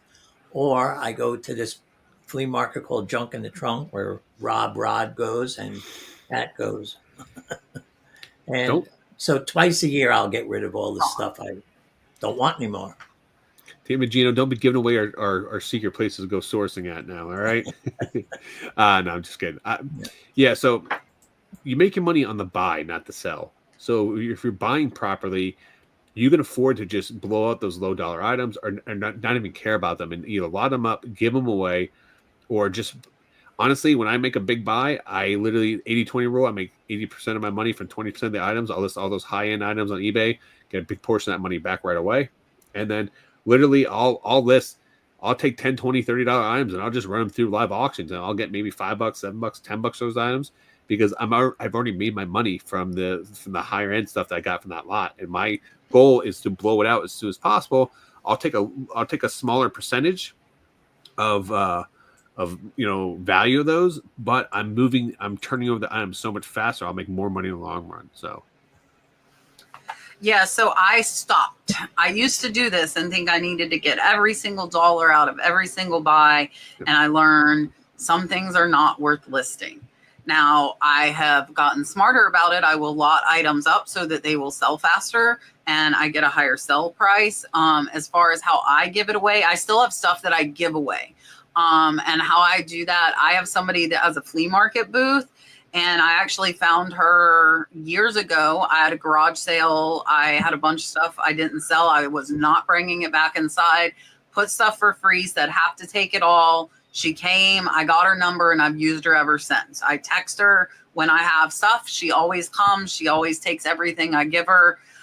So posting on Facebook, and even if it's not yard sale leftovers, if it's that type of item, I think you could still say yard sale leftovers, free, must take all. And then you find your person, and if they're a good person, show up when they say they're going to take everything like they say they're going to get their number. That's what I did. And then I don't have to post anymore because I have one person that I go to.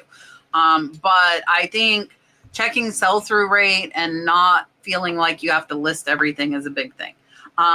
All right, that's all we've got time for. I want to thank Rod for spending 2 years with me. Again, if you don't know, it is his last show tonight. So I can't thank him, and he's not coming. I can thank him for being here tonight. But he's not coming back. He's not coming back. I will come back on a future show as a guest. All right, so I would definitely do that. No, we're good, guys. Me and Julian as well. Like, I have no ill will at all. Like, I get it. Stuff comes up. If I could quit my podcast,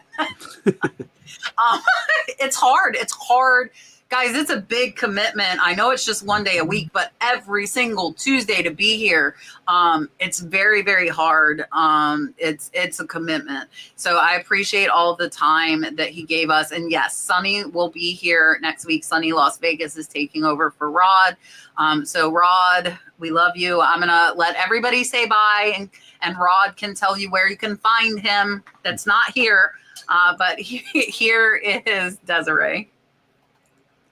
Thank you so much, Kat. I had fun, as I typically do when I hang out with you. And Rod, all the best to you. You know, I'll still be following you. I'm excited to see all the things that are coming up for you. So thank you again for having me. Yes, ma'am. Here's Geno. Well, guys, come see me at Geno's Finds and take a look around, watch a few videos. And like I say every week, if you enjoy them, subscribe. But if not, unsubscribe from Rod. He's quitting the job.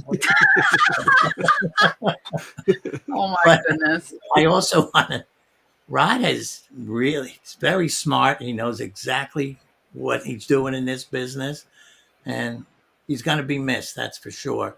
And also, Rod, I know it didn't go over that big, but I did make that little thing for you today. So I hope you enjoyed it anyway. I definitely did, man. I appreciate it. All Thank right, you so I'm going much. to make you big since it's the last time. You can have the stage. All right. First and foremost, I want to thank Kat. If it wasn't for Kat, like, she was the first YouTuber I met that took a chance to have me come on the show, which literally changed my path in the whole reselling community to actually build my own community for myself, but also to meet each and every one of you guys, which is absolutely amazing. So I want to say thanks for Kat for taking a chance on me. And the Kat said there's no ill will. She just don't want to renew my contract. You know, no, I'm just joking. No, but no, at the end of the day, also it was very important to me.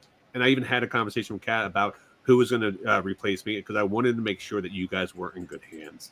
And it literally, me and Kat both had in mind the same different people, and I'm really glad that Sunny's going to come on there. I even called Sunny. We had a whole conversation about it. So Sunny has been doing this for a while. You guys will be in really good hands. And I do appreciate each and every one of you guys, man. You guys can always follow me on, I will still answer any of your questions on Instagram or Facebook. You can hit me up at Picking and Punching or Picking and Punching Cards. You guys can find me on YouTube, Picking and Punching or Picking and Punching Cards. I did drop a really cool video on Picking and Punching Cards today with me and Gary V. It's me and Tony Schiavone from WCW. If any of you guys watched wrestling back in the day, absolutely crazy days to do that. And tomorrow, if I've showed you guys any value, the only thing I would ask is tomorrow I am streaming with Gary V live on Divot Cards. I'll put a link down in the description down below. Go join the marketplace. I'll be live at 4:45 in the afternoon tomorrow. Gary V is going to be coming on with me. We're going to be chit-chatting. We're going to be opening up some V friends, and it's going to be an amazing time. So the fact that I started on this channel with Kat having 1,000 subs to now where I have multiple channels that have grown so much, I'm streaming with Gary. I've gotten to hang out with the guys from Trash Cash and all this stuff. You guys are the most amazing community ever, and I just want to say thank you from the bottom of my heart. I appreciate each and every one of you guys, because if it wasn't for you guys, I wouldn't be here, and Kat wouldn't be here, and the rest of us wouldn't be here. So thank you so much. Perfect. All right, guys. I will have a video out Thursday. I think I'm changing the Thursday, Saturday, Monday. I don't know what the hell I'm doing. I'm trying to see if I want a new schedule. Brooke's got a job. Dalton's in school. I have an empty house during the day, and it's like a half an empty nester almost. Like, what am I doing? My employees are still here, but they're out here where I'm at. They're not in the house with me. So it's very quiet for like 4 hours. Am I part of an empty nester now, Kat, since I'm leaving? Yeah, and Rod left me. Now I'm really empty nested.